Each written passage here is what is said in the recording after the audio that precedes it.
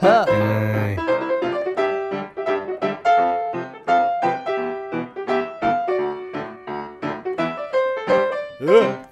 Dagwit. Hi, I'm Ben. And I'm Stefan.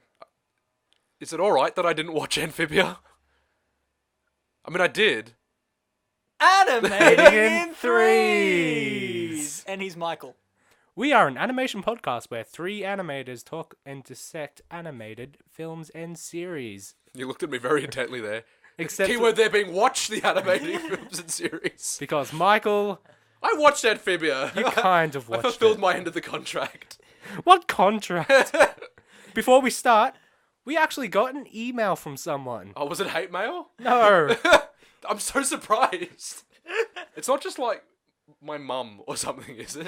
Someone, I'm not going to say his last name, but his name is Thomas. No, he says, hi, I have a suggestion. Then he lists some Doctor Who animated stuff. There's Doctor Who animated stuff? Apparently Yes. there's some spin-offs. You're very polite, Thomas. Thank you very much. Yeah, and so what I'm thinking of... I am shocked that anyone listened to this enough to bother to send us anything. I actually forgot to look at it last week, so he sent it like a few days before we recorded last time. Oh, no, we will mention every single person that emails us because there's not going to be many. I was thinking next time I do a topic, I'll do one of these. Just because, why not? Okay. Sure. Yeah, we'll hold up our end of the bargain, Thomas. Thank you very much. Yeah. I've never watched any Doctor Who except for that episode that I insulted because it was too melodramatic. Oh, the one with Vincent When Van Gogh. they kick Vincent Van Gogh into the art museum and he cries. I just happened to see all the scary Doctor Who episodes that traumatized me as a kid. Thank you, Thomas, for sending in the letter. And now we're going to be talking about Thank you tunes for Thomas, our number one fan by default. And now we're going to be talking about tunes we've tuned into. Tunes So we've we're not tuned. going to talk about Michael because he's watched nothing. So Stefan. Okay, so next month is the release of the Invader Zim movie, so that's going to be incredible. So I started rewatching and watching the rest of season 1 and season 2.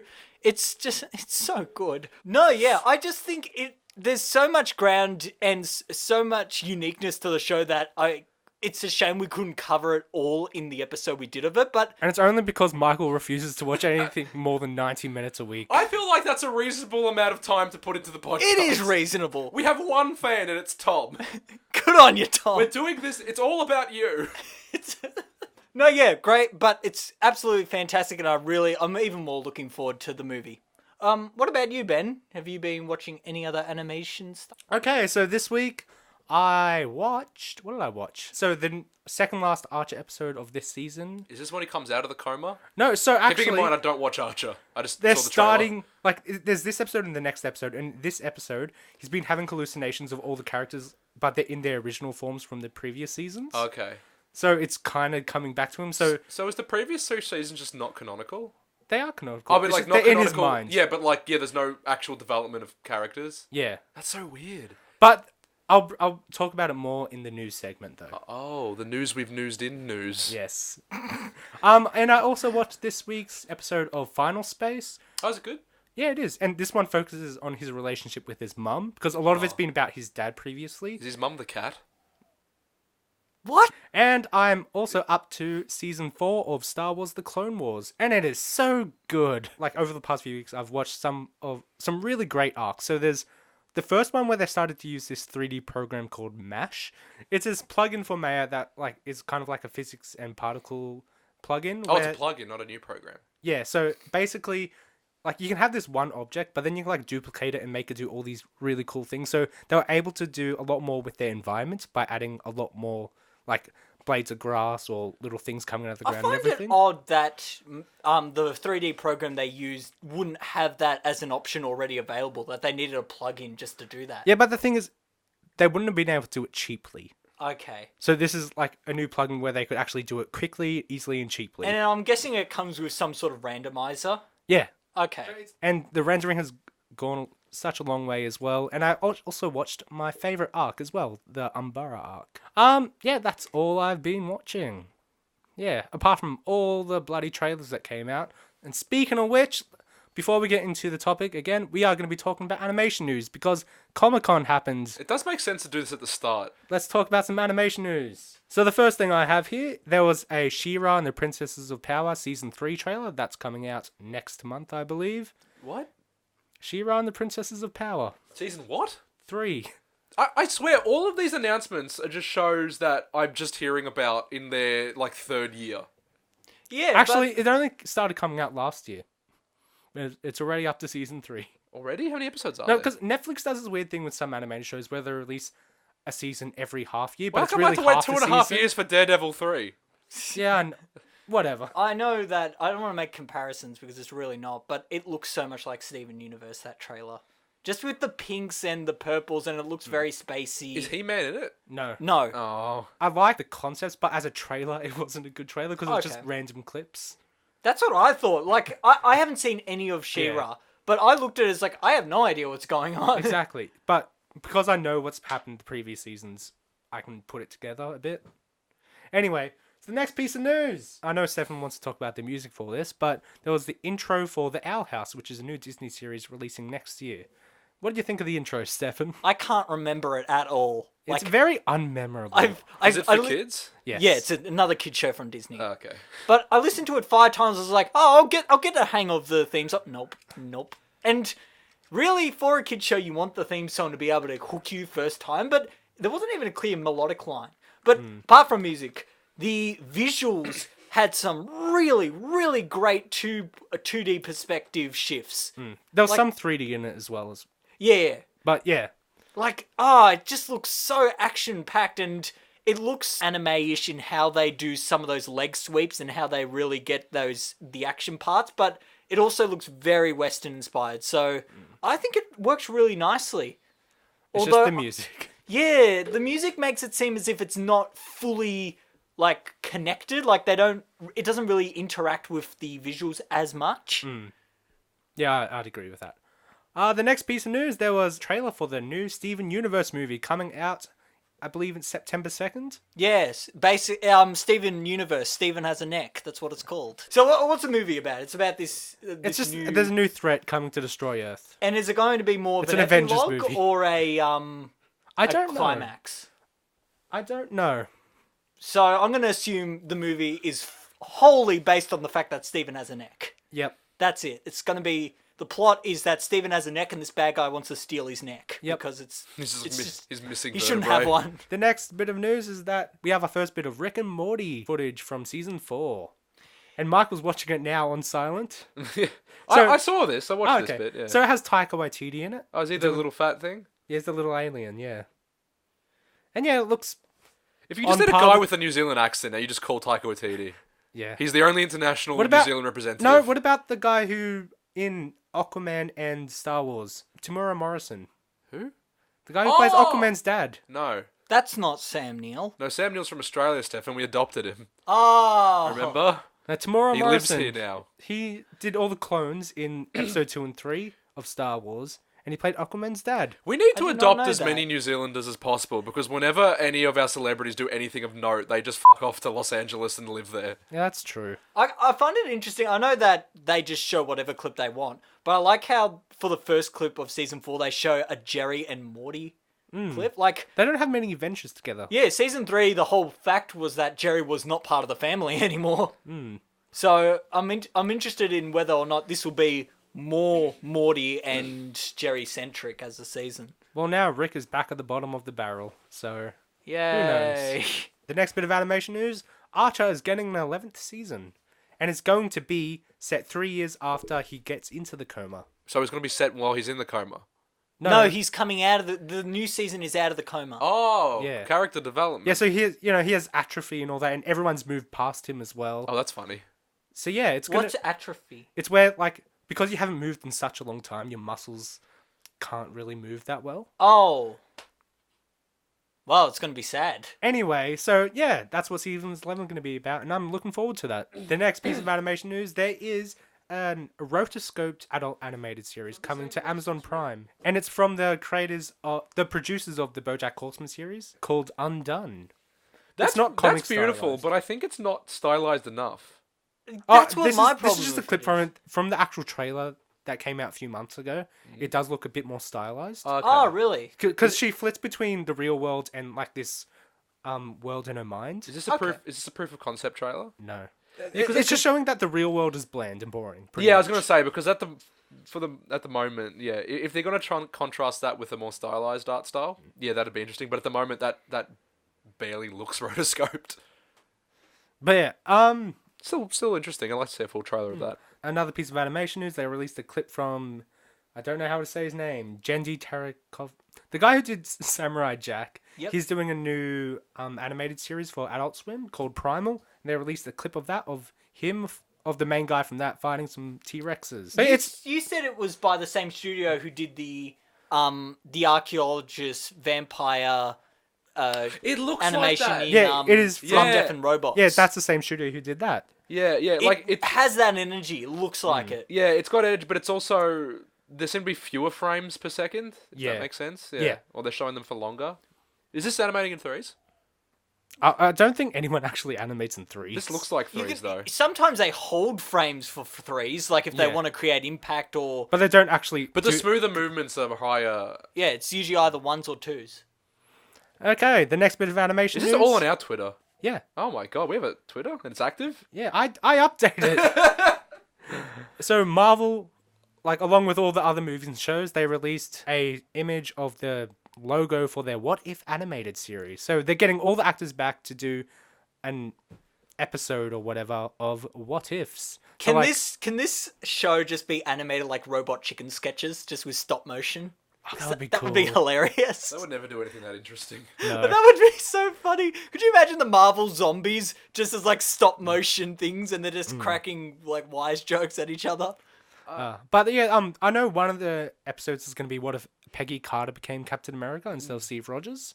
Are the little faces in the logo, is that indicative of the animation style, or is that just like comic excerpts and things? I have no idea. Have you seen them? Yes, I have. Yeah, There's yeah. one I think of it's too Captain detailed. America zombie. It looks too because it looks too traditional. Yeah, it looks like It they looks just like got. a Max Fleischer cartoon. It looks like they got stuff from comics and just put it in. Yeah, kind no, of. but some of them looks like original art. They're all too painterly, but the style's like too unified to be comic art. It's very strange. The next bit of animation news. Speaking of superheroes, there is a trailer for the Harley Quinn animated series. I wasn't at all interested in this until you showed me the trailer, which looked a little bit more experimental than I thought. So yeah, it's for more mature people because there's a lot of swearing and blood and violence. Yeah, it's interesting, but it's still animated like Yeah. just like a DC Universe Show. animated production. Yeah. It's very strange. Well, At It's least got some really unique compositions look, though. look. So we what about like the quality of kind of DC's brand management, but at least they're willing to do experimental stuff when they're willing to promote their characters to new audiences. I actually think DC does their animated things quite well. Like their Teen Titans movies, like I mean the ones they released in 2016, they're actually really good. the next bit of animation news. Invader Zim Enter the Florpus, as Stefan said, is coming out to Netflix next month. Its teaser trailer was just Zim in a toilet laughing, and I love it. And Gurr was amazing too. Gurr is great. There's another Invader Zim series. Movie. No, the movie. Oh, didn't we talk about the film? Yeah, we did, Yeah, but yeah, we're just at the start. reiterating it. Oh, Just because they released a teaser trailer Yeah. for it. oh, okay. It looks fun. I can't wait. It's so great. Two more bits of animation news. The Oh my first, God, Still there's more. so much. I know. The first, they released a Playmobil movie trailer. No, I haven't seen it. I don't what? want to. A what? What's Playmobil? It's like Lego, but not. Yeah, so that's just- a thing happening. Yeah, that just looks. That's That looks confusing. fast. I don't looks know. like- It's just one of those things that just. It's just like, oh, we have a somewhat popular toy, I guess. Let's make a movie about it. It's just companies just throwing papers out of suitcases looking for IP that they own. It's like, what can we adapt? But it doesn't. This is one of those things where the animation looks really fun, and it's got Fine, some I don't nice think it looks rendering. that special. But do you It's so really easy need to- a plot about anything Computers that have already such an exists? computers have such an easy time rendering plastic. I think that's why it's simple. But it doesn't need to be Playmobil. Like, why does it have to be Playmobil? You can tell that story with anything else. You can make up a material. So the last bit of animation news. Do you guys know Tuca and Birdie, how I talked about it and showed you a bit of it? Yes. That got cancelled. Why? Is anybody I watching? don't- yeah, it was- Was nobody watching it? Apparently so, but like... I think it was confusingly marketed because, like, even after so many people sat down and told me what it was, I still wasn't sure who it was meant for, because it looked like it had the same art direction as BoJack Horseman, but it wasn't as raunchy. but it also wasn't for kids. Like, it was kind of strange. It's more raunchy. I would say it's more raunchy than BoJack Is Horseman. it more raunchy? Everyone I asked was like, it's less kind of sad and vulgar. It's less sad and vulgar, but it's more raunchy and like it's aimed towards, I would say, like women from their 20s to 40s. Oh, okay, that makes sense. Why was it cancelled? Like a crazy I don't know. ex-girlfriend. They didn't say why, but yeah, everyone's really sad about it. Even like, do you know the actress for Rosa Diaz from Brooklyn Nine-Nine? Yeah. Like she was really Stephanie upset. Beatriz. Yeah, she tweeted about it and said she was really upset too because it showed an actual good female relationship on the show. Yeah. And it's centered that, and you don't get much of that. And yeah, Especially a lot in of people animation. are sad. No, we should Yeah. just cancel it because that's what Netflix does. It breaks hearts. And then you wonder why your subscriber base dips and that CEO lost like $1 billion in 4 days or whatever it was. Did you see that news article? Yeah. Oh well. Netflix sponsor us. Sponsor us even though you have no money. Okay, so after all that animation news and tangents, let's get into the topic of Amphibia. The creator of the series is Matt Braley. So I'm just going to talk about him for a bit. Mike Brady? Matt. The guy that wrote Up There Kazali? No, Matt Braley. Oh, okay. So Matt Braley went to CalArts, one of the most famous animation schools in America, which is Is very... this where the room A113 is? Yes. Yeah, okay. So yeah, a lot of Disney and DreamWorks animators go here in America. And yeah, a lot Should we of them... explain what the A113 number is? No. We'll just cut it. So after he graduated, he went to work at DreamWorks Features and worked on his first film. Do you guys want to guess what his first film was? The Croods. No. But it's around that time. Very specific. It's around that time? Home. No. The Good Dinosaur. Okay, I'll give you a hint. Snails. Turbo. Yeah. Oh, the Fast Snail movie. I love Turbo. Turbo was fun. What did he do on that? What a simple pitch that film is. So he worked as a storyboard artist Awesome. on Turbo. That actually did have some really good composition framing. So that's awesome. However, he just found it a bit boring to work on a feature film because it just took a long time to do. Also, mean, maybe you and should have picked something about snails. I mean, it's mostly just drawing snails. Anyway, so we got a bit bored by that. But so when he heard that Alex Hirsch, someone who also went to CalArts, was doing an animated series called Gravity Falls, he decided to apply for the job. He knew about Alex Hirsch, so Alex Hirsch was a few years above him at CalArts, and he always enjoyed his work. So I was like, you know what? I would really like to work for this guy. So Matt Braley, he applied for the job, and he got the job to work as a storyboard artist on Gravity Falls. Awesome.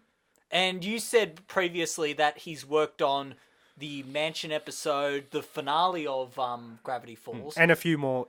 And they're like some of the biggest Well, compositions. he directed those, and he just did storyboard art for both seasons. Oh, really? Yeah. The whole thing. That's awesome. Yeah, and yeah, so like, and during that time that he was there, he got a lot of mentorship from Alex Hirsch, Yeah. like about how to develop characters, how to do really nice storytelling. Man, that is such a good series to get a start of your career in. Like, Ah, wow. definitely. Alex Hirsch even went as far as to like plant ideas into Matt Braley's head to pitch his own show as well. After Gravity Falls ended, Matt Braley went to work on shows such two shows, I think, Steven Universe and Big City Greens as a storyboard artist. Big City. I've never heard of It's that. another Disney show. Okay. Yeah, but while he was working on those shows, he was also working on his own project. Do you want to guess what that is? Turbo 2. Yes. Turbo-tastic. So in February of 2018, his pitch for Amphibia was accepted by Disney. He found that, like, working with the studio, a lot of his ideas got changed from as he initially pitched it because, you know, like what the studio wants compared to what you want is differs. But he found that working with them, he got to get the best version of Amphibia. Do you Wow, that's know rare- at that's all? rare. Do you know Yeah. at all what his initial version for Amphibia was? So it was like very similar. Very pornographic. What is with you in that? No, there was no French studios involved with No this. French dude. You know, hardcore nudity. I think it was more like characters had changed. Like Anne was pretty much the same throughout all the development, but Sprig went through a lot of changes.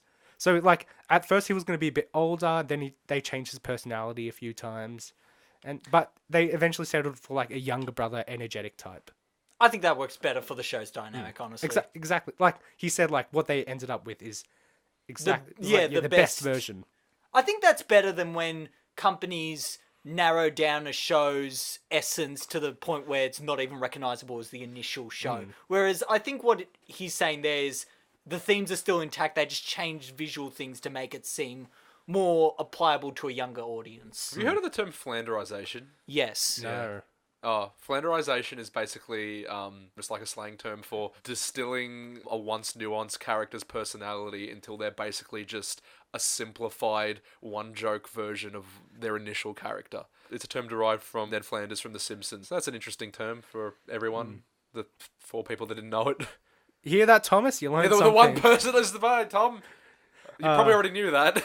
For writing, they had 4 writers, 3 of which were women. He wanted the writing to generally come from a woman's perspective, seeming as the main character was a woman. As for the writing as well, they also let the storyboard artists have an input, like as they were doing the storyboarding. They're like, hey, while I was storyboarding, I thought of this idea. And then the directors of that episode on Matt Braley would go, oh, okay, that sounds like a good idea. So that's really nice that they let the storyboard artists have an input. Well, Matt Braley is a storyboard artist, so he Yeah, knows the plight of the exactly. storyboard artist. Yeah. So it's really good when directors are actually having an animation background, so they know how to speak with the animators and what to get in terms of that perspective. Because there was- storyboard artists know a lot about movement. Storyboard artists have to basically develop keyframes. Yeah. They have to know about movement. And story as well, storytelling. Yeah, storytelling, I mean. For the production of the show, they had 40 members of the crew working at Burbank, and they hired out the bulk of the animation to... Guess where they hired out the bulk of the animation to? Termite Terrace. South Korea. Good old Koreans doing all of the animation. The studios that they used were Seirom, SMIP, and Rough Draft Korea. Yep. So Braley specifically chose these studios because they still animate on paper instead of digitally. Oh, wow. So he That's wanted these... insane. And he really wanted to have this hand animation style, and he thought it was a really nice throwback to old Disney as well. So I tried to look into how they did it on paper and everything, but I couldn't find it for this show. However, the regular show used one of the same animation studios. Yep. And this was the one that did most of the animation for Amphibia. So apparently what they did was, with the regular show, I'm guessing they did this with Amphibia. They did all the refined storyboards and they edited all the sounds to that and everything. Then they sent that off to South Korea as well as all the assets for the show. And then they would actually animate all of it. Do you know how I showed you that Steven Universe animation? Yes. So they would do all that. Yep. So, I think for all of it, not just all the dialogue. And then they would send that back. They would scan it through on the computer, ink it digitally, and then they fix it themselves for anything they want it more refined and everything. I find that a shame for the simple reason of you go all this way to do it traditionally, and then you end up digitizing it anyhow. Well, that's how you have I know to do it. Yeah. that's the streamline, but if you're going to go to that effort to create gorgeous traditional animation, why not traditionally finish it?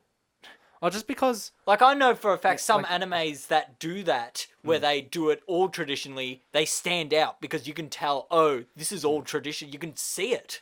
Again, it's just got to do with production costs. So by doing it on the computer, you don't have to keep rebuying ink and colors and paints and all that. But you almost don't need the traditional animation to begin with. Yeah, but there is still a difference in animation style because with the regular show, you can definitely tell it's not perfectly do you know how the new Simpsons, how it's really HD and clean and there's everything? some organicness to it. I there's- get that. Yeah, so that's why they decided to do it with hand animation. Okay. So themes and influences. The main themes that permeates the show is change. When we first meet Anne, she is more self-centered and does things for herself and is self-centered.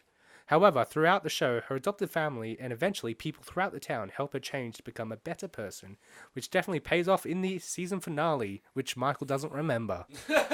It's very blunt, though. It's almost like, Anne, you're a better person now. I am a better person. Oh no, now I'm not a better person. I should learn to be a better person. That theme was permeated throughout it so much that they actually made the inhabitants of the town frogs, because as they grow, they physically change as well. I But mean, they've already all changed. But you have Polly as a pollywog. is Polly going to I not thought be it was a a poly... tadpole. It's an in-between of a tadpole and a frog. Is it like a tadpole with little legs? Yes. Is she I going didn't know to... there was in between stage. Oh, now you do. Is she going to age? I'd I find don't that think really so. fun if she did. I want her to as Because well. then there'd but- be two sprigs, and they'd just be bopping around. Stefan, it's animation. Nobody ever changes or changes clothes. No, actually, Anne changes clothes so much throughout the series. Like almost every episode, she has a change of outfit. Didn't notice. The thing is, that makes no sense. Sorry, I know we're still... I know. Didn't you only bring one pair of clothes? Exactly. Where do these clothes come from? At least in Gravity Falls, it makes sense. Mabel brings a lot of sweaters, but this it doesn't make sense. Where did the clothes? Do they like get somehow the frogs make special clothes for her? You Why know can't what? they make Except another shoes. shoe? You know what? Except I'm just happy that they bothered to change the character sheet up a little bit and they changed clothes. I don't like everybody in The Simpsons has the same shirt and everyone wears shoes in the house. Nobody does that. Oh, we're all wearing shoes. So we'll talk about a few inspirations for Anne. One of her inspirations was Pacifica Northwest from Gravity Falls. Whoa, okay. So, like, Matt Braley really liked how, like, Pacifica at the beginning of the series... That's a funny character name. Yeah, it's meant to be, like, all this snooty, rich... Pacifica Northwest. Yeah. That's great. So, do you know how at the beginning of the series she was very self-centered and everything, but then she grew? yeah. Yeah, so that was one of the main influences for Anne's character arc. The idea of having Anne be thrust into a new world was influenced by Matt Braley's own trips to Thailand as a kid. So being half Thai, With all these anthropomorphic frogs walking around everywhere. being half Thai American, he would often take trips in the summer to Thailand. Oh, is that why the protagonist is Thai? Yeah. So I was just happy that they did a diverse lead. yeah, and because he was just like the first time he went to Thailand, he was just thrust into this world where he didn't know anything about it, and like it was all foreign to him. But then as he stayed there, he like grew to love it. So here's a quote from him: "He remembered being transported to this amazing place, the humidity, the food, the lush landscape. He was always nervous when he first got there, but by the end of the trip, he didn't want to leave, and he really wanted to capture that experience in the show." You know what I was going to say they do capture? They capture humidity. Yeah, they really do. It looks Yeah. really muggy in It's some of those pronounced areas. humanity. No, Yeah, humidity. it really does look like very swamp-like. Yeah, especially, it's a really odd thing to say because it's one of the busier parts, but the Bazaar episode, that looks so, like, you can feel the heat in that area. It just looks so vibrant. Anne was also influenced by the creator's grandmother as well, because he has this old photo of his grandmother It was also 14. when she was a kid. Yeah, probably around 13, 14. Oh, and she yeah. had this really crazy hair, like crazy wild bushy hair, and he was like, you don't really see that in like a lot of Asian depictions of characters. where they No, it's all usually have very straight and Yeah, like, exactly. kept tight. So he really yeah. wanted a different type of hairstyle, and it was influenced by his grandmother. Yeah, it looks different. To the point when she's rendered almost kind of ethnically ambiguous. Yeah. Like I couldn't really tell or didn't really think about it until Until it's actually pointed until out I in saw it on the show. Wikipedia. Oh, okay. Yeah. Well, there is a specific episode where they very much say, oh, she's Thai. She actually makes a Thai fusion restaurant in Amphibia. Okay. It's actually a pretty fun episode. And the one episode where her mum speaks actual Thai to yeah, her. in a flashback. Oh, okay. Oh, that's nice. Yeah, and the voice actress for Anne is actually half Thai American as well. Yeah, she's done something. Brenda Song. She did does a something lot of recently. Disney stuff. Yeah, yeah, yeah. And there was a recent Netflix film with her in it. Sasha's voice actor is Anna Akana, a famous YouTuber. Oh, I remember her. And the voice of Hot Pop is the voice of Goofy. You did mention that. That's still confusing me because I can't hear It's not Goofy. Jim Cummings, is it? No. No, not Jim Cummings. Jim Cummings wasn't Goofy. He doesn't do Goofy. Sorry, I'm thinking of Tigger. I don't know why I Yeah. confuse those two. The world of Amphibia was inspired by the Dark Crystal and the animated version of The Hobbit. Too happy to be dark. Any of those. Yeah. Have you guys seen any clips from The Hobbit? Not the animated one. I've seen the Okay. barrel thing. It is very, very... Oh, the Bashki horror Hobbit Yeah, that's film. the one, yeah. Oh. Yeah, I have. Yeah, it's rotoscoped, all of it. Oh, okay, I didn't know that. But yeah, it's very grimy, but obviously he wanted to make it a bit more lively than those. Yeah, that is very dour, that film. but it's just because- in the way that all like I think Both it's of those films 1970s, are. like rotoscoped animation does have that kind of palpable darkness and dirt to it. He was also inspired by Studio Ghibli films and Aardman as well. Who isn't? I couldn't see much Aardman. I'm sorry, but I don't know. No, he wanted to capture the sense of adventure mixed with humor that Aardman does. With the frog designs, I get a Matt Groening vibe because they'll have an overbite and one of their eyes overlaps the other. That's Yeah. true, actually. Yeah, I noticed that immediately as well. Yeah, yeah. Although- Just looking at that, I just thought, like, this just looks a bit like Disenchantment. Whenever that opens their mouth really wide, I just always call it Kermit mouth. Yeah, they always do that. Because, like, hinges open, yeah. It's funny. It's puppet-like.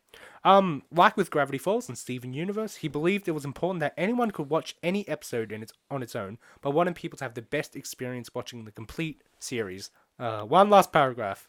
So, Matt Braley cites the Pixar mentality of having a show aimed for kids, appealing to all members of the family, being fundamental to how he approached the humour and story, like with Gravity Falls and Over the Garden Wall being other examples of this.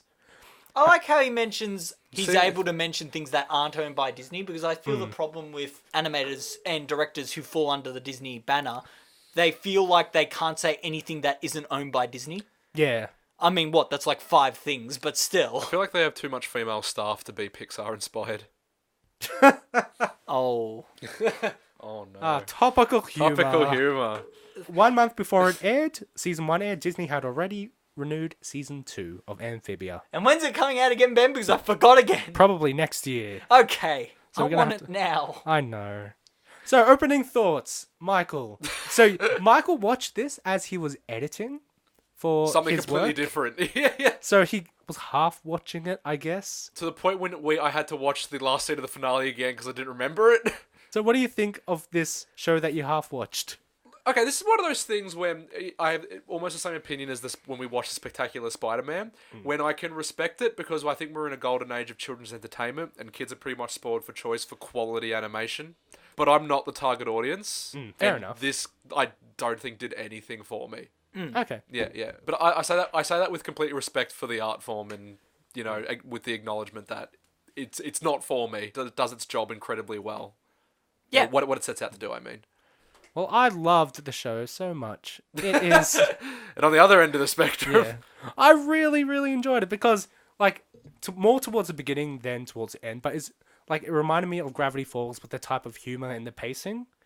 Like, not necessarily the setting of the show, although it is about an outcast being brought into this small town and trying to figure out some stuff in that small town.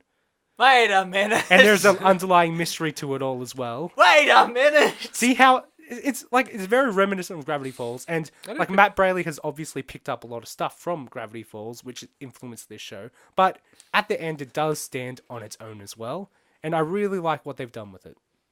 Okay, yeah. Oh, my opening thoughts. Okay. Yeah, I'm nice to see staring at you, Stefan. nice Talk. to see Mike Brady get some work after only two hit songs about the AFL. No. I really love the animation in terms of its action set pieces, how it goes off model to do really fun sequences, like as you said with Sprig's mouth, how it does tongue movement, how it becomes like Kermit eyes. I think it's just really fun animation wise. Like it's even its color palette, it's vibrant, it's bouncy, it's unique in a Disney show. Like Gravity Falls, dare I fault it because it is perfect, but dare I fault it is that its color palette can be a bit bland. I like the Gravity Falls colour palette. I do though. too. I can't fault it, but I'm daring to fault it. So that if you can prove one thing would be just to spruce it up a little bit. Yeah, whereas this, Sprig is a vibrant pink. You've got your oranges. Everything has a new palette, and And it's exciting. like all the coloured mushrooms Oh, spotted it's around so everywhere. nice. And there's nice lumosity layers to things where things glow a lot more. It's just great. It's a visual treat. The thing I don't like is how it can be very, very blunt with its messages and The its thing themes. is, because every episode is consisted of 2 small episodes, I think like having that 10-minute chunk, it kind of has to be. I know, but But in this... I do agree that sometimes it can be a bit heavy-handed, yes. Yeah, and it becomes very apparent that although it's trying to reach a broader audience, and there are some jokes that seem very more internet-based and trying to appear to a older fandom, but there's some parts that seem very kid show like they really nail it on the head that yes, this is our themes, this is our character, she is learning, look at her learning. Where as opposed to, I know some other kids shows have done that in a more subtle and natural way. Yeah. But otherwise, I think it's a really strong show. And apart from the fact that the story kind of, because it's episodic, but it has an overlying arc, I think it takes too long to get to that main story arc. But in Then Gravity Falls did as well, because we pretty much didn't get anything from the underlying mystery until the last episode at the very end. I think I don't want to bring in Gravity Falls in that sense, because Gravity Falls had a different agenda, whereas did, this is talking more about a quest. And if you're talking about a quest, you really want to introduce the quest a bit more than just saying, Yeah, I know. here's one episode at the start, here's one in the middle, here's one at the end. I do agree that it does take a bit long for that. Yeah, but I understand why, but They could Yeah. have done some more things. Otherwise, I think it has incredible potential, and I really am excited to see what they do in the next season. Especially seeing now as there's open rebellions and everything. Yeah, I that was an not interesting expecting thing. that at all. Okay, so let's start with episode 1, which is Anne or Beast / Best Fronds. There's this weird beast in the forest, so the frogs go to investigate. Well, more specifically, Sprig does, and we're shown he's very irresponsible. Then he finds Anne just in the woods because she got transported from another world, or She it's a said it hallucination. exactly like that. Or it's a hallucination, but it's probably another world. Anyway, so they become friends, and then the rest of the town attacks her, but then she saves the rest of the town from a giant, man-eating praying mantis. Well, frog-eating praying mantis. And at the end of it, Sprig's Hop-Bop basically says, oh, we'll adopt her for now until we can find her way home. And that's how that goes. Yep. Yeah, what do you guys think of the first episode? Very good introduction to the series. In terms of animation, I'm just trying to think of what parts really stood out to me. I really like the mantis. It's the first time, and one of the only times you see a mantis in the actual series, and it looks just really big and like threatening. I really liked it. So actually, when they were designing the creatures, they were like, they didn't want to make it too scary, but they also didn't want to make it too non-threatening. They were just like, okay, anything that's even slightly off-putting, we won't do. Okay. Well, not slightly off-putting, but anything that's off-putting, we won't do. So it's still cute, but it's still threatening, if you know what I mean. Look, as long as it's a different shapes to the frogs, we can tell Yeah. that it's meant to look different, threatening. Because Yeah. the frog's got all these really fluffy, round faces. Anything that has even slight jaggedness to it, you immediately think, oh, these things are meant to be feared, sort of thing. What else also happened? No, I just really love the color palette. This is the first time you see the rainforest and the denseness there. It's got some really nice greens. Oh, some really nice animation in it was when Sprig is trying to look for Anne initially, and he slides across the trunks and everything. Ah, yeah, I forgot about that. That was really good. Again, I think it was just a really good start to really show, look at the action we can do in terms of our characters, look how bouncy they are. Anne fights off the mantis with something, doesn't she? With the rope. She Yeah, the helps with rope. the That was really fun. Yeah. And they do the whole AT-AT thing where they Yeah. swing it down. That's really good. I also liked, as just a visual joke, it reminds me of the Wallace and Gromit sheep scene, where to try and scare off the mantis, they like form a giant frog pyramid. Actually, that reminded me a lot of Gravity Falls when all the gnomes come together as this one big it's threatening like thing. a mound. No, that was really fun, but I like how they then did the more mature, like, joke subversion of that, where Mantis is scared by an even bigger Mantis, and they're just like, oh yeah, nah, there's no way they were going to be scared by our thing. That makes sense. Also, just from the get-go, all the frogs seem perfectly okay with dying. Yeah, They they're fine with don't. it. They don't care that at any time they could die. They all just resign to the fact, and it's really prevalent throughout most episodes of the show. Hop Pop reads books that are just like, oh yeah, so you're going to die. You're dying alone, or you're a failed actor. When Homer Simpson eats the blowfish and they give him a pamphlet that just says, "So you're going to die." As this is your first episode of Amphibia watching it. The one that I definitely watched because I have witnesses. Yes. I don't know. This is. I know it's not aimed for you, and you're not. Yeah, into it. yeah. It's one of those things when I watch it and it's just like I don't know. I don't think it has. I'm trying to say this in a way because I know you both enjoy it. If you want to trash it, trash it. I don't care. I don't want to trash it because I don't think it's deserving of being trash. It's just one of those things when I just kind of like zone out is too harsh, but I don't take the details really on board when I watch it because while children's entertainment isn't an illegitimate form of entertainment, I want to emphasize that.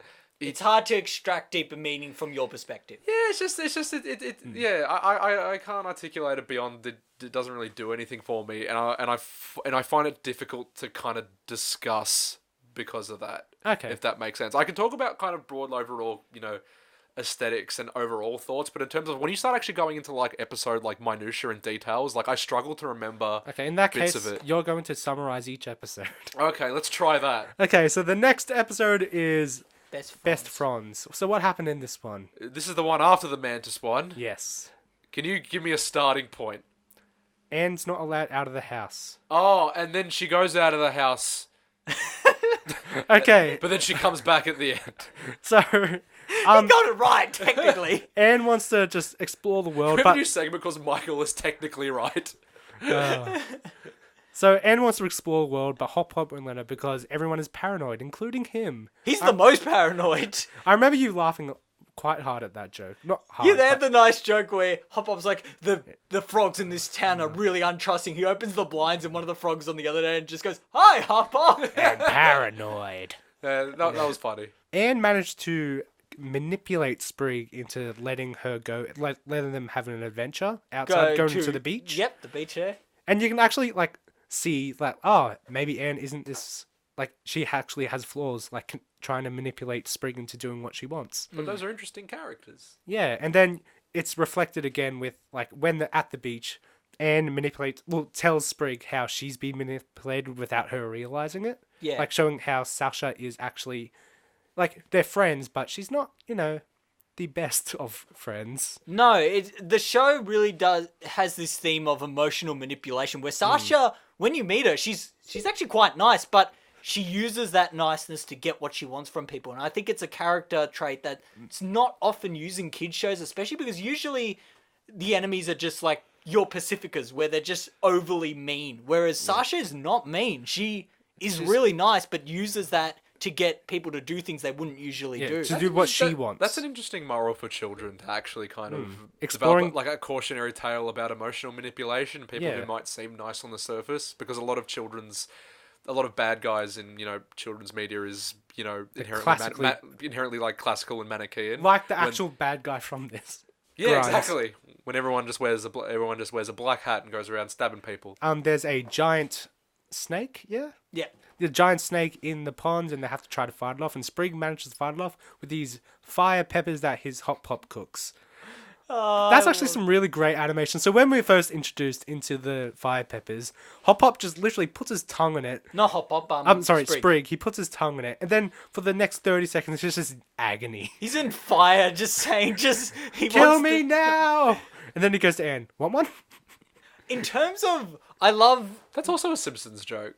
Do you remember in the movie when he drinks the when he drinks the chili stuff? He's like, more please. More for these. This is where it also introduces how Sprig's visual animation keys work for the rest of the series, which is he usually is fun and quirky for most of it. The second he needs to do something comedic, his eyes full on, they have no eyelids, they're just completely off aligned, and his mouth opens incredibly wide like a Kermit mouth. Kermit mouth. And his tongue does a wave. It looks so silly and incredible. Like every time he does it, I chuckle because it's There's just like... so much off-model animation in this, and it's I really love great that. to see. And I think that ties into the fact that you said where it is traditional and it is easier to do off-model things in traditional animation because you have the paper you can work with and you can just draw things a lot easier.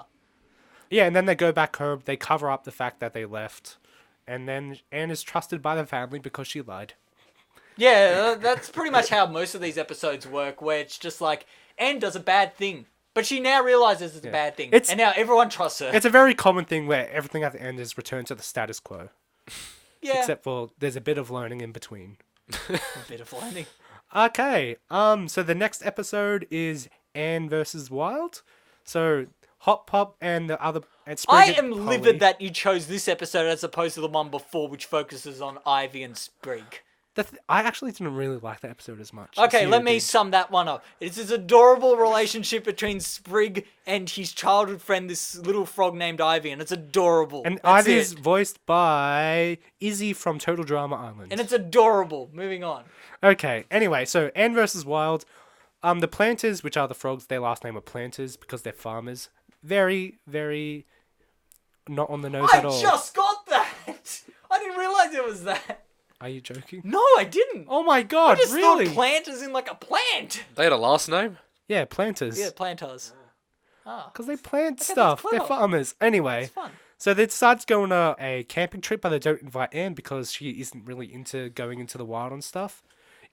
And, that's a point, but she doesn't want to be left out. So she brings along her bag, which has a bath bomb in it that's left. Somehow, her bag has just so many things in it, even though it's so small. It has a calamity box in it. It has a bath bomb. It has many pairs of I clothes. think that relates to how much a teenage kid can put in their school bags. Like, I remember when I was a kid, I put everything in my school bag. I have no idea how I same. lifted it. I know, my bag was like 10 kilos. And it's just like, yep, let's just lug this around every single day. Perfect. Anyway, so they go camping, and she hates it. Anne hates it. But then she covers it up by saying, "Oh no, the reason I hate this camping is because I'm used to more extreme camping." So then we're introduced to this, Crocodile Dundee. yeah, basically, The frog. and then he goes, "I'll take you real camping." Then they go out into this deep marshland. There was an Australian frog? It No, wasn't- it he just wasn't. looked like Crocodile Oh. Dundee. He had a hat with tooth in it, whatever. Oh, yeah, yeah. Yeah. So then they go into this really thick marshlands, and Anne's like covering them. Yeah, this is really what I like. And then there's He tells a story about this mudman creature, and everyone's just like, "Oh, that's scary stuff." And then all of a sudden, the mudman creatures appear, and they're just like, "Ah, we're mudmen." and then Anne has to admit that she didn't want this, and then she uses a bath bomb to clean all the mudmen, and it turns out they're just cannibal frogs. Yeah. Oh, what a relief. But then the cannibal frogs are embarrassed because they don't have mud on them, then they scamper away. I find it really, like, I know it's a kid show, and I know even at the start how I said it gets too kiddie, but there's a difference between getting too kiddie and putting cannibal frogs. Like, it's a fine line difference. Yeah, at the end of the episode, Anne actually finally shows them the calamity box, which is what transported her to Amphibia. And Hop Hop goes, "Nah, that's nothing really." And then he goes to his library and finds the calamity box page on a book, and it says, "Danger, do not use," or whatever. Do not summon. So yeah, so Summon at no we cost. have some of that mystery seeping through with the calamity box. I think that part at the end was very forced, though, in terms of just throw that in because we're in the mid-season. We need to show something that's related to the That plot. wasn't mid-season. Oh, it was episode 7. It's close enough. Some In terms of animation, I love the shot just when they enter the campsite and you got all the different frogs doing all the different things in the camp.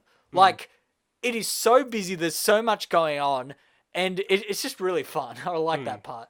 Yeah, my favorite shot would be when they're entering into that thick marshland. It's all like there's really nice reds and browns in this. Oh, definitely. Yeah, it's like really nice mats with this as well. And Spriggs sees a snail and goes, "Oh, that's a nice looking snail." Then it gets eaten, and then his face just contorts into this really shocked face, and it's amazing. Like whenever they do a close up and they have those lines to shade it, Yeah. it's really fun. It's when they want to do a really dark joke, they'll like super zoom in on a character and just really Contort distort their the face, yeah. features. Yeah, I like how when it introduces the Mudman, it has like a low perspective up. It's always nice to see that. It always makes things that aren't tall look tall. Like Yeah. those frogs are not tall.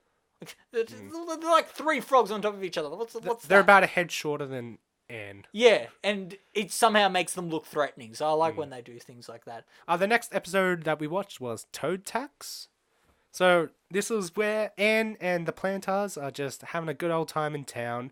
And then we find out that Anne is eating bugs and she's enjoying it. Yeah, I love how it subtly just infers that Over she's the- just been eating bugs while she's been here. Yeah, because like she started off as just eating like mushrooms and stuff, but as obviously the longer she stays there, the more she eats the local cuisine. And it's really nice seeing that. And that's one of the reasons why I chose this episode, because she specifically says, Just "Oh yeah, don't forget to get that beetle jerky." Oh my god, what have I become? Why am I eating bugs? Anyway, that's not the most. That's literally the first minute of the episode. The main part of the episode is that she's not liked by the townspeople in that one. That's why she feels left out. Oh yeah, and then some toads from the tower, a distant village, come by and say, "Hey, we're here to collect your tax." And then she wants to join them because they like her and she wants to be like them. she thinks wants they're to pretty cool, and she Yeah. thinks that being with them would get respect from the town. So, but little does she know that they're really there to steal all the stuff just because thugs. the mayor has been embezzling all the money. Yeah, the man's a jerk. Yeah, you don't really get embezzlement in most kids shows and tax. But here we are. So yeah, all the toads really just take everything from the townspeople, and you see Anne feel really bad about this and like stealing some stuff from the toad people to give back. Again, well. that was a nice touch, but it again felt a bit forced. Like it was, I it had liked to it. show every single time where she'd give back something to really nail in that. Oh, look, she's better than them. Look what she's doing. I get it, it's a show not tell thing, but you need what 3 times max. You needed to show that, not like 20. Anyway, then we get to Hop Pop's house, but she was like, "No, Hot Pop has definitely done his taxes because I was there and it was boring. And then it has this really awesome scene of just like saying, "Make it end." And decides to battle the Toads. Battletoads. Oh my goodness. They do action one-on-one fight scene choreography really well in this show. Like, it is a bit simplistic compared to, like, say if you compare it to Avatar. The Oh, Last yeah, Airbender. definitely. It's nothing compared to that, but for what it is for a kid's show, it is really well choreographed and very clear. Oh, it doesn't mean that the actions themselves are that complex, but how they're framed, it really gives a sense of urgency and grandiosity to it. Like, whenever these action scenes happen in the show, it usually has like a little 360 turn to like introduce the two combatants. Yeah. And then it'll Like go in a into... Pokemon battle. Yeah, like a Pokemon battle. Amphibia is basically Pokemon, But with frogs.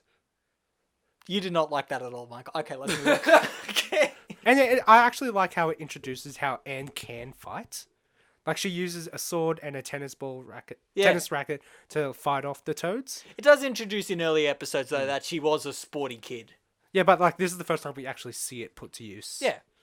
So the next episode after Toad Tax, which is directly linked to that, is called Prison Break, I believe. Where it introduces the fact that Sasha, one of Anne's friends who were lost when, like, that's the whole plot. The whole plot of the series She's is friends are kidnapped lost. by the Toads at the tower. And it's a Sasha-centric episode. It doesn't have Anne or the Plantars in it, which is really interesting. And It's I mainly really this liked dynamic between head Toad of the tower, this guy called Grimes, yeah. and Sasha. And you really get an idea of Sasha's character and how she uses this niceness to get her way. Literally in the first 2 minutes, you get that sense. Yeah, where she listens to people, she knows what they want, she gives it to them, but then she makes sure she always gets the better outcome.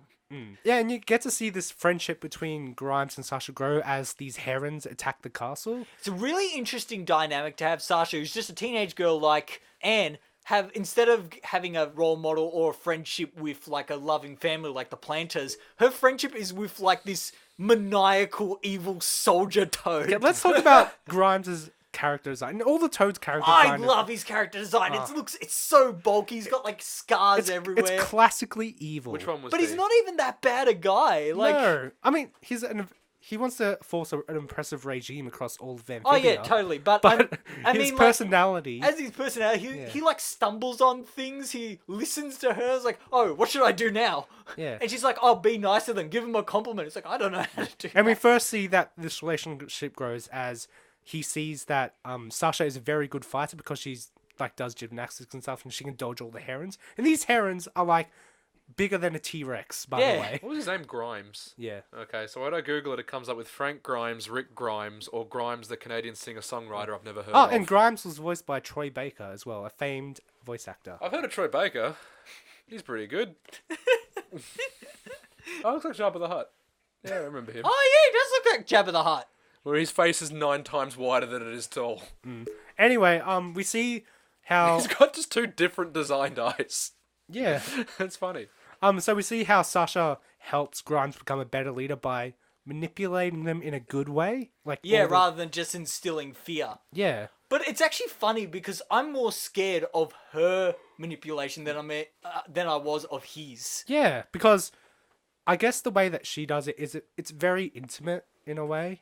Whereas like it can actually leave like all these emotional scars rather than just being fearful of someone. Again, when the show tackles issues like that, it does it in a really interesting way that's not really in kids shows, and I can appreciate that. And just seeing their relationship grow from like helping each other is really interesting. Yeah. In terms of animation, just the birds.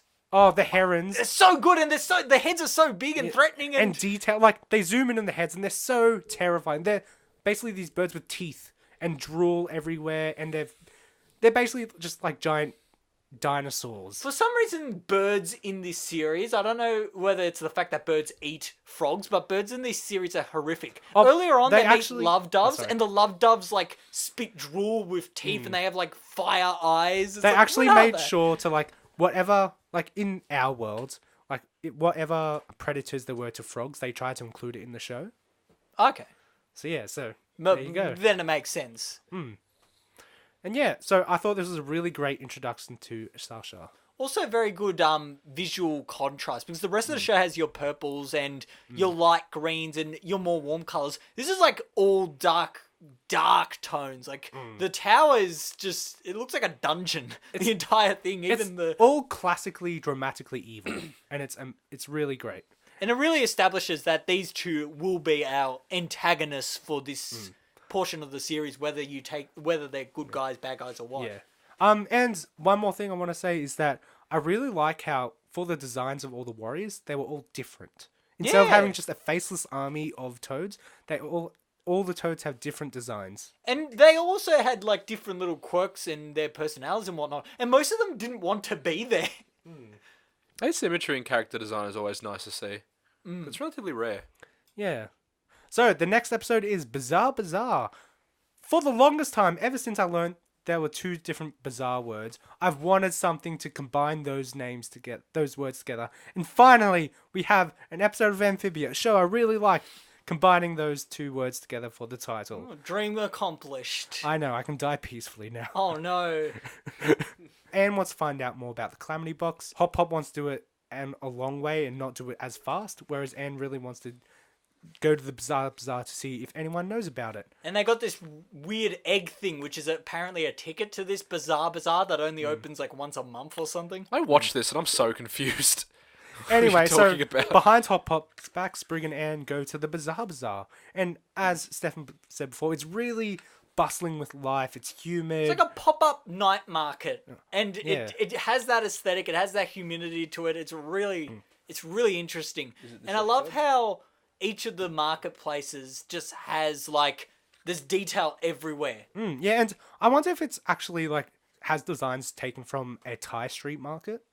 It looks That like a would be mixture of interesting. it looks like a mixture of that and like a medieval fair. Yeah. Yeah. And find someone who who might actually know something about the Calamity Box, because they have artifacts that have similar designs on it. And as Sprig points out, she's missing an arm. Which they Yeah, really yeah. emphasize for some reason. So the Newt who runs the stall, she's missing an arm, and they use the tail as an extra arm, and I think that's a really clever way That's to really- differentiate her. Also, like her colour palette look different from the other frogs if you can get her up. Like the newt has like pink eyes, and not as in pink Yeah. eye as in pink eye, as in pink eyes as in pink eyes. The actual color He's of the just eyes are stoned. pink. This reminds me of the shaman mystic salesman from The Simpsons again. I can't remember talking about The Simpsons. The one that sells him the monkey paw. Oh yeah. Oh, okay. It's like, oh, he's gone. Oh no, wait, there he is. As Anne is talking to the Newt, someone steals her bag with a Calamity Box. So they go after it, and it turns out it's one of the vendors trying to sell a quick buck. And he goes, "The only way to get the box back is to follow me and compete in this game." They're wondering what the game is. Do you want to know what the game is, Michael? Yes, even though I watched it. It's Mario Kart, but in real life and with beetles. That's it. They ride beetles around a circuit and throw turtle shells at each other. Yeah, it's really bloody bizarre. Haha, bizarre. Anyway, they have to verse someone to get the bag back, and they verse the Watcher, I think. The Wrecker. The Wrecker. Anne and Sprig verse the Wrecker in a race around the track. I'm guessing yes. they do multiple laps because it's way too short. Yep. For sake of time, it only needed to be 1 minute. Yeah. But it's a really fun and energetic race, though, I think. I think that just reflects the whole episode. The episode itself was just very like fast-paced and just fun. And yeah, so there's two references in this race. The first being Mario Kart with the blue shell, where the Wrecker actually throws a blue beetle with the shell on it. Does it go to the first place position? Yes. Yes, Yeah. and blows up blew up their cart. And then the second reference was that the Wrecker did an Akira slide at the I end. feel like Nintendo would still try and sue. Also, there's a third reference. On the prize pool thing, there's the Infinity Gauntlet. Oh, is there? Is there? Oh, okay. Let's have a look. It's just a gold gauntlet. It's like, yeah, that's Let's look at the totally- replay. There it is. There it is. The Wrecker gets the bag with the Calamity Box in it. Anne and Sprig are really upset. But as it turns out, it's Hop Pop who's in the Wrecker's costume, because Hop Pop has an alter ego of the Wrecker who goes around in the Bazaar and stealing things from people. But it's a fun reveal. I wasn't expecting it. I wasn't either. I thought it was fun. I think the best part of that, though, was Sprig's immediate reaction, where he just goes, "Wow, how many times have you been there, Hop Up? Have you ever won a race, Hop Up? Have you ever killed a man, anyone?" Hop Up?" And then Hop Pop just brushes it off as if it's nothing. Oh. But then Hop To Pop, answer those, no, no, and yes. Yeah. but then Hop Pop takes the calamity box off of Anne, saying, "Look, we tried to do it this way, but it didn't work. So we'll actually go through the people I know to do So it." Anne basically at into the it. end of this episode learns that it's good to put your trust in people who will put it through trusted sources. And with that trust, Hop Hop just buries it He literally buries the trust and the calamity box in the ground. So ground. yeah, that was a waste, wasn't it? But it's again, it builds the mystery and intrigue with this calamity box, though. I don't care. I don't care about the box. It's a box. There's nothing in it. But it's the portal home. Look, as far as I'm concerned, what was in the box is no longer in the box. So they need to find whatever's in the box and put it back in the box. So as far as I'm concerned, it's just a shell without anything in it. It's like carrying around a snail shell and saying, this snail shell is going to save us, but we need the snail in the shell. So a slug. Yes, we needed the slug. Great episode. I really did love it, though. Yeah, I think it was one of my favorite episodes of the season. The next episode is Anne of the Year. So Anne's been here for a few months now, and this is when they have their Frog of the Year awards. And they have one award, really. Frog of the Year award. And it turns out everyone in the town voted Anne to be the best frog of the town this year. Because she's changed a lot. Technicality. I know. Anyway, so as part of having to be a Frog of the Year, they have to throw a party for everyone. Mayor Toadstool kind of goads her into saying, "Oh, you're not the best frog. You don't deserve this award." So Anne starts, we have to make the biggest party to prove him wrong. But as she In does, doing that, that's proving herself wrong. yeah, because she does get into her old ways where she's a bit more selfish, a bit more demanding. By the end of the episode, some chaos happens. She and the mayor help solve it. Mayor kind of sees that, she actually is a good person. All the frogs go, and we didn't vote for you because you were perfect. We voted for you because of how much you've grown and how much you've changed, which is basically the show saying, look, our character is changing. But I'm saying it badly, but it did do it well. Yes, it did. And yeah, and then at the very end, you have the reveal that Sasha has come to collect Anne, really. Yeah. And Yeah. you get that really nice eye reveal of just Grimes in the background, so it really shows him again. In terms of animation for this episode, not animation, I just want to comment on the Anne dabbing statue. There's so much in... So, Anne is very much that Gen Z, very into... Internet memes. And internet culture, where throughout this year, she dabs a lot. She makes a lot of internet references. Most of the time it's bearable, except when you build a 50-story statue of yourself dabbing. Can we just give advice to any future animators out there? Just don't put dabbing in your work. It does date it, I will say, but I think It's just one of those things that dates it too specifically. I like how in the Harley Quinn trailer she flosses. It's just one of those things that why would you put it in there if you know that in 5 years' time people are going to hate it? I still think, it just shows that she's a young person, Yeah, into I don't those into the internet culture. No, I just feel like whenever you start putting memes into mainstream stuff, it starts to... But then again, there's also another meme with that statue where it shows Anne being the bloody Great Gatsby and doing that glass raise. The Garrett Gatsby reference. That's alright, that's fine. It's a classy reference. It's weird how it's in the same film as flossing. Although, how in the world did she get the Great Gatsby outfit? Who made it for her? That's the joke! No! And she actually has 2 shoes in that costume as well, but she never goes back to wearing those shoes. Can no one make yellow shoes? Is that the thing? But why can't she just wear dress shoes, though? I don't know. That's still better than nothing. No, apparently she likes wearing a sock. There's some actually just really sweet moments in this where you have Polly. She's using the VIP thing as nunchucks. Yeah, that's and then really she's fun. like, "Oh, you're not allowed in here." Then Wally cries, but then she goes, "I'm just joking. You're allowed in." And actually, the animation for Wally there is really nice, where he falls to the ground crying and then goes back up really spritefully and They're goes, rubber "Oh, thank hose. you." They're rubber hose frogs. You can really bounce them around like a basketball, and they'll look like they're having a great time. Yeah, and there's really good animation where you have this large fish ruining the party. Oh yeah, the flip flopping fish. Yeah, the sashimi fish. And then there's fire everywhere. It's a fun set piece, I think, for Yeah. your semi-final episode. Oh, one part I really loved. Just the entire sequence of Sprig trying to confess to Ivy. Oh, that was Where the first time he's trying to do it for Anne, he just runs with his rubber hose mouth and his Kermit the Frog eyes. He's like, for Anne! He runs to Ivy. Ivy just goes, oh, hi, Sprig. He literally turns to ice and then runs in the opposite direction. And then later on, they do this really cute blushing thing. It's the most adorable scene in the show where Ivy confesses to Sprig that, I want to go on a date. And then And he goes, I'd love to. And then he pulls his hat down, puts out his tongue, and just goes, bleep. And it's like, oh, that's so cute. It's just cutesy. yeah, the Sasha reveal, I wasn't expecting it to be in this episode because the next episode is called Reunion, so I wasn't expecting it to be in this episode. But I thought it was like a great cliffhanger. And again, if this was weekly, there would have been that week anticipation for it. But here it was the 1 day anticipation. So let's talk about the finale episode, Reunion. Brilliant. Love it. It was great. The one I remembered so little of, you had to make me watch it again when I got here. And only like 2 minutes of it. Yeah, that was a nice amount. If only we could distill all of our background work for this podcast into 2 minutes. No.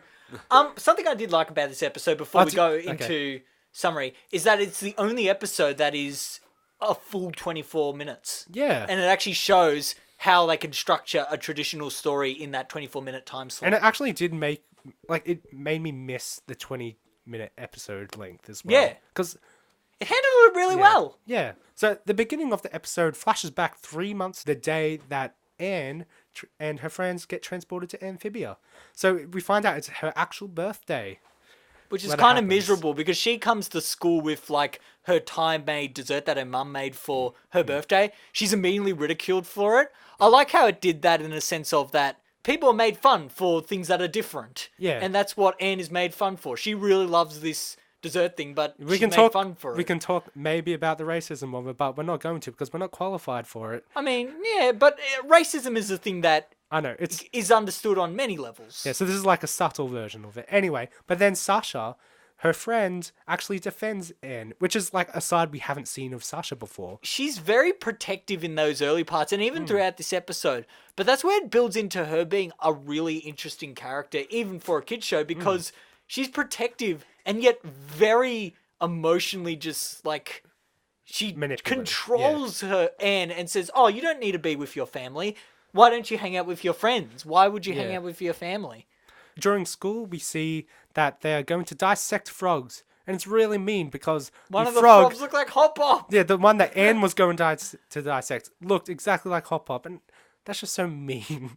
It's so mean. After 19 episodes of growing to love Hop Pop, then we find out that Anne was going to dissect someone that looked like him. Yeah.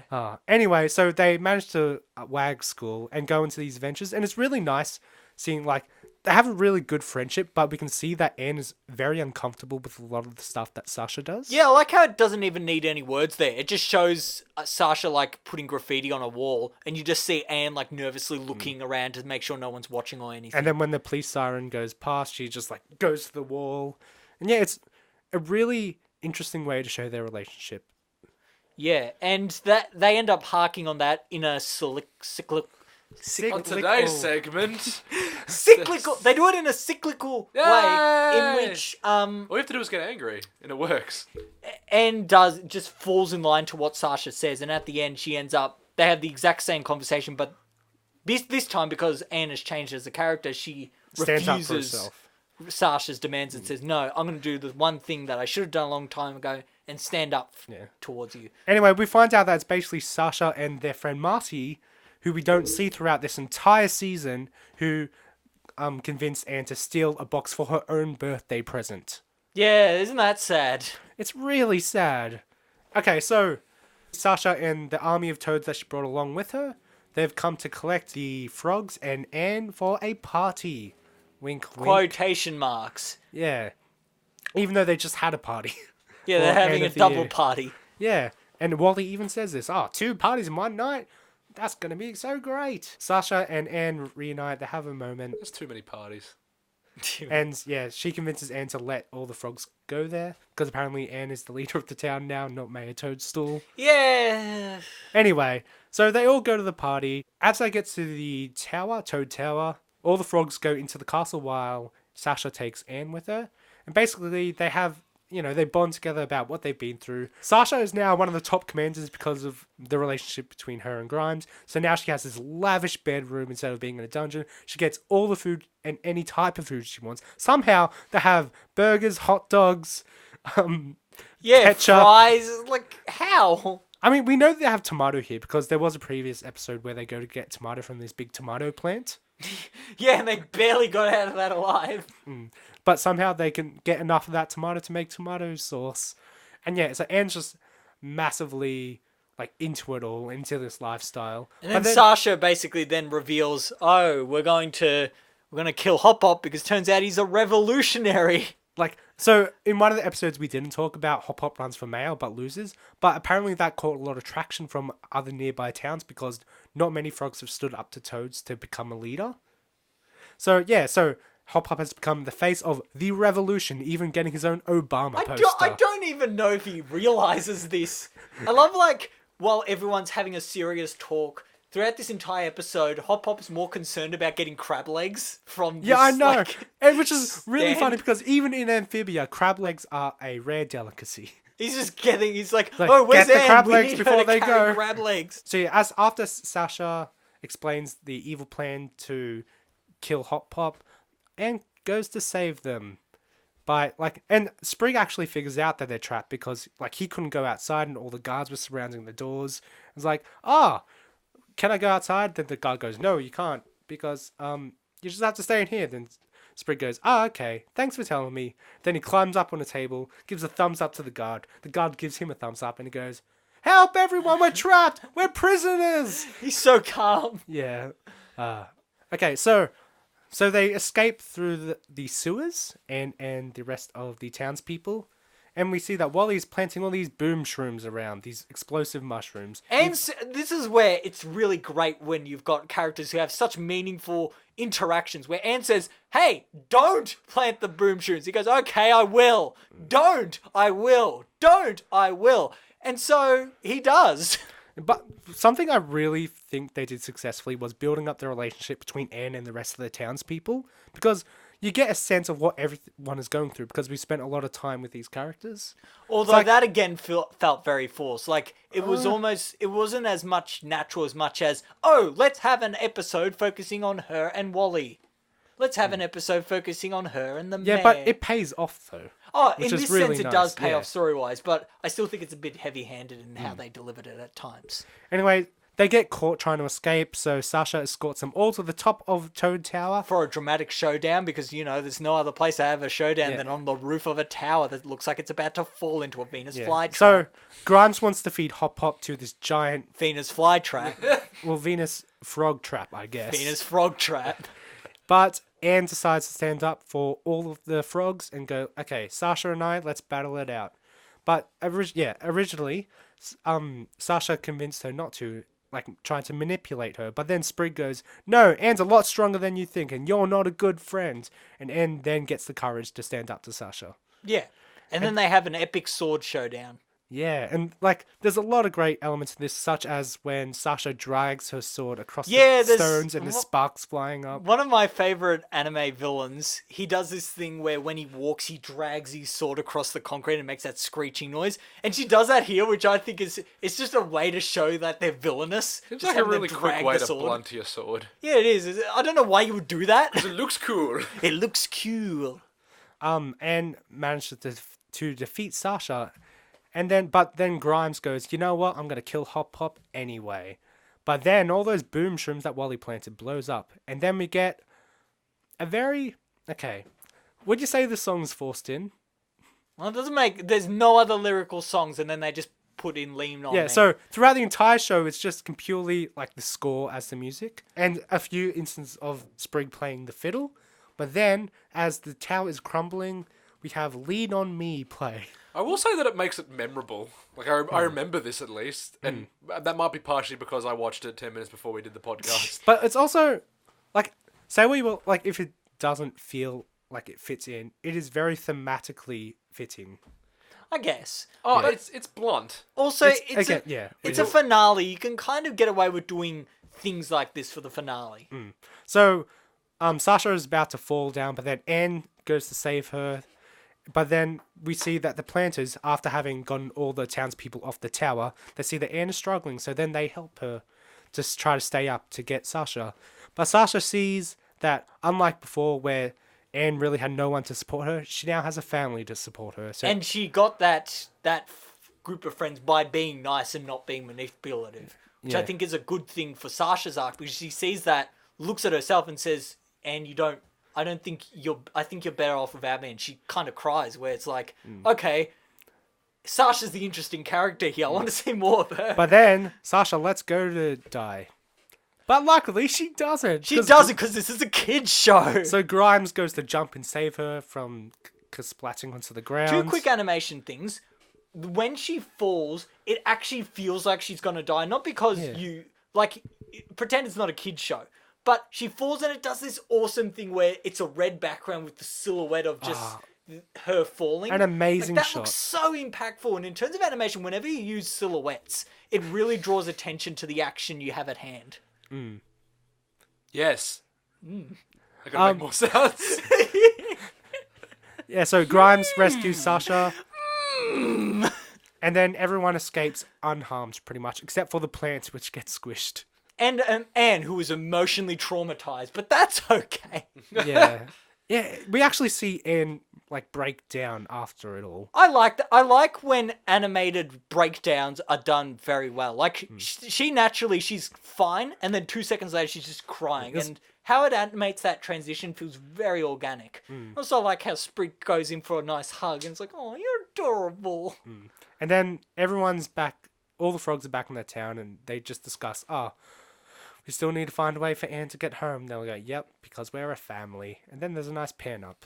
And then they go, yeah, the end of season 1. Join us next time when the ice caps have finally melted and we can actually continue the plot. Yeah, so... Summer is coming. Season 2 begins. Oh, wait, the ice caps were never there. Oh, they're just holograms. Oh, no. Okay, so that is Amphibia Season 1. I don't think we're going to do final thoughts because you can pretty much guess what we thought, especially Michael. Yep. My silence speaks volumes. Silence speaks louder than words, apparently. Yeah, so that is the end of Amphibia Season 1. And the end of the podcast, I guess, because we already Forever. talked about... Do we have to talk about what we're doing next week? Yeah, so next week, what do you think we're going to be doing, Stefan? Well, I have 3 options. I was thinking of giving a vague thing and leaving Michael to decide for me. Oh, okay. I was going to say, can we do none of them? No, you have to do one. So here's my options. We can do a visually impactful one that you will have no idea what's going on, but it will be incredible. So We already fully did Yellow Cooley. Submarine. No, it's not Yellow Submarine. We can do your favorite show, the movie. Or Yellow Submarine? No, your favorite anime, the movie. Oh, no! Or we can I don't know do what the that most miserable thing ever. That's really sour and just miserably sad. I And feel like you're tortured. really setting this up for the first one, but also I'm scared. Which one? Do you want to do What are the titles of these? No, I'm don't say not that. going to tell you. So, Visual Spectacular, My Favorite Anime, the movie, or Sad. Sad the sad. Well, we already did a Sad. This is really sad. This is black sad. Well, we already did Sad, and I don't want to watch Fully Cooley again. Oh, it's not fully coolly. Oh. What's my favorite anime? The Pokemon? Garden of, the Garden of Words? What's the only anime you've seen? Oh, no! Akira. No. We're going to watch Yu-Gi-Oh! The movie? Yeah, that's one of the options. Okay, so we got Yu-Gi-Oh! The movie, Sad, or... Look, I'll tell you the What are the titles. 3? So the first one is Redline. The second one is Yu-Gi-Oh! The Pyramid of Light. So, oh my god. I remember seeing that in cinemas. I got a free Yu-Gi-Oh card with it. I did too. I got a water pump. That thing can kill stuff. I got the Super Blue-Eyed Dark Shining Magician. Dragon. Oh, that's cool. Yeah. I remember at primary school, someone tried to trade a Yu-Gi-Oh card by saying it was a soul card, but it was just a regular Yu-Gi-Oh card with the printed front just ripped off, so it was just the plain white card. That's so bad. The next, what's the third one? And the third one is Grave of the Fireflies. What's the first one? Is that an anime? Redline. Yeah. It is spectacular. Is it a Visually movie or series? It's a movie. They're all movies, Okay. so they're shorter. I think visual spectacle is more interesting to talk about than plot. This is. I want to do that one then. Okay. We'll do Redline. Sorry if Sorry if you were banking on Yu-Gi-Oh! The Pyramid of Light. This Oh, is sad, like the movie. this is like when I was 3 and I cried because the play school didn't pick the round window. Remember they used to pick windows? I wanted it to be the round one and they didn't do it. Okay, so Still next, hurts. so next week we are watching Redline, the anime, I guess. Yay! Yay! Okay, so if you'd like to contact us, we are at animate3pod. You know how to get in touch, Tom. animate3pod@gmail.com. We're also on Twitter at animate3pod. We're on Facebook, animate3pod. Well, Why are we animating in threes? it's too long. Animate 3pod, I guess. Yeah. Yeah. That's catchy. Yeah. I think. Yeah, it is. Yeah, we're on most places where you can listen to podcasts. And yeah, and make sure to look at the time codes. I know we're at the end of the episode, but look at the time codes if you want to skip to something. I should really in the time mention codes, this. you should write like end of the episode. The time codes. And yeah, we'll be back next week to talk about Redline. So Do you have a copy goodbye, of Redline, everyone. Stefan? Yes, I do. Okay, good. Trying to say goodbye. No, Michael. Ben. I've got to ask questions that aren't interesting. Or You have to put your hand up, Michael. We discussed this. Screw you and your questions. Da, da, da, da, da, da.